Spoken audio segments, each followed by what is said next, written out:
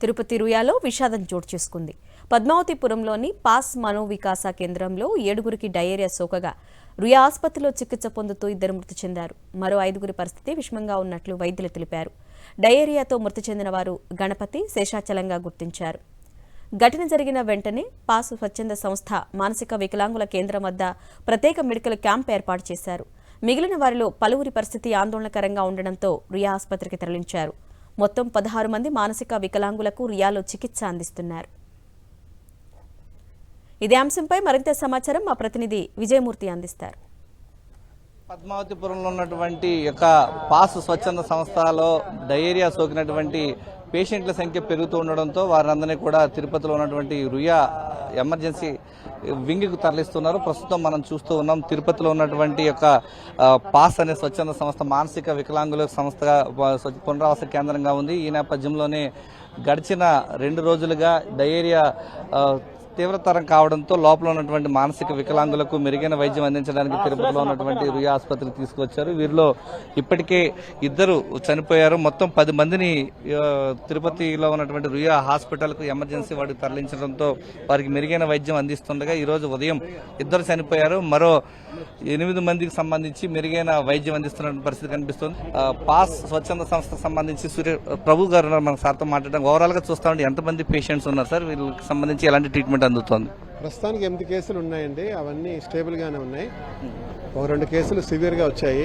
వాటికి ivy fluids పెడితే కొద్దిగా స్టేబిలైజేషన్ వచ్చింది. అన్ని రకాల యాంటీబయాటిక్స్ ఇవ్వడం జరుగుతుంది. అందరి దగ్గర ఇన్వెస్టిగేషన్స్ తీసుకున్నాము. రిపోర్ట్స్ అన్ని సాయంత్రానికి అలా వస్తాయి. ఇప్పుడు ప్రస్తుతం బ్రాడ్ స్పెక్ట్రమ్ పెట్టాము యాంటీబయాటిక్.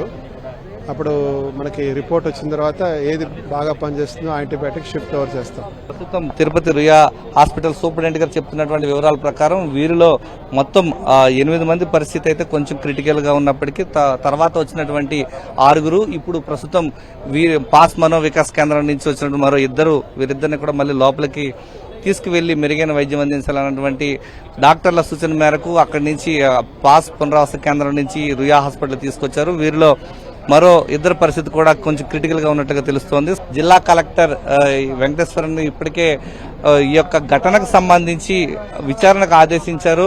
వారిలో 2 చనిపోయిన నేపథ్యంలో ఈ రోజు సాయంత్రానికి డాక్టర్స్ అఫీషియల్స్ కమిటీ దీనిపైన పూర్తి స్థాయిలో విచారణ చేస్తూ ఉంది.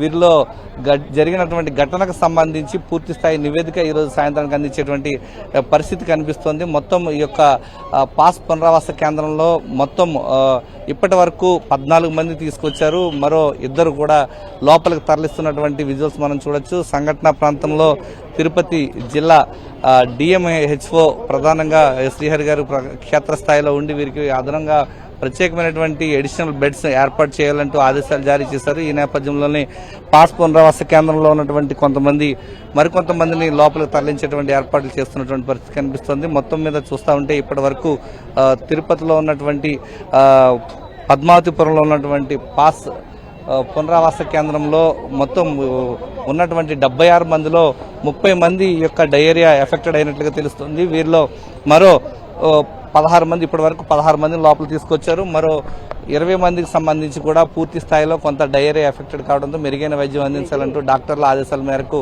తిరుపతిలో ఉన్నటువంటి రుయా ఆసుపత్రికి తీసుకొస్తున్నటువంటి పరిస్థితి కనిపిస్తూ ఉంది. కెమెరామెన్ ఎల్ఐతో విజయమూర్తి, సాక్షి టీవీ, తిరుపతి రుయా హాస్పిటల్ నుంచి.